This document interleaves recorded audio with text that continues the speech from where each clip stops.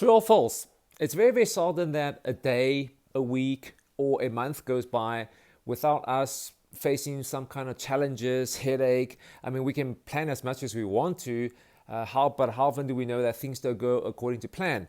It reminds me of a friend of mine I was chatting to over the weekend that on a Friday he had to retrench and let go 8 senior managers, some of them that he's been working with for over a decade.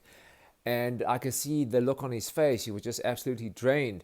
Or I think about another friend of mine that works in short-term insurance, and he's been having this mental block that certain clients are hard to sell or certain policies are hard to sell. Even though he's got a wonderful quote, he's just like, I couldn't do it. Or if I think about myself, there were 2 potential clients that I think I have lost the sale because I didn't ask enough probing questions when they were hesitating about certain things. And I just replayed the scenario in my mind over and over again, and it disturbed my sleep until I came across a story by a lady called Sherry Fuller. So Sherry and her husband, they booked this lovely, lovely boat ride on this double-decker called Balmy Days. And on the brochure of Balmy Days, it promised a calm and smooth ride. However, it was anything but that. During the ride, the boat was pitching and rolling, and she was literally like, hanging on for dear life. She thought she was going to die until a scripture came into her mind. It's from Luke 8, verse 23 to 25, where Jesus was with his disciples, and all of a sudden a storm came from nowhere, and the disciples are crying, Jesus help us, Jesus help us.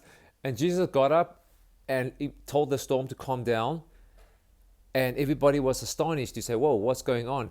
And Jesus said this to them, where is your faith? Where is your faith?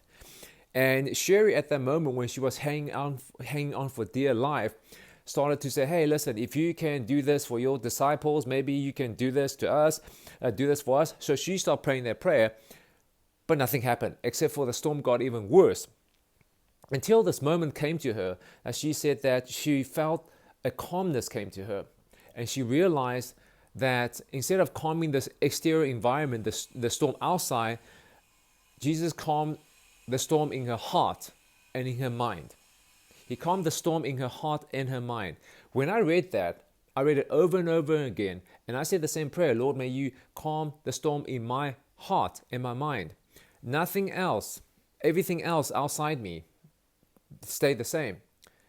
But from that moment, when I asked God to calm the storm in my heart and mind, everything changed. I was able to focus. I was able to have peace. I was able to get on with my day and to share this awesome learning lesson with you on this video.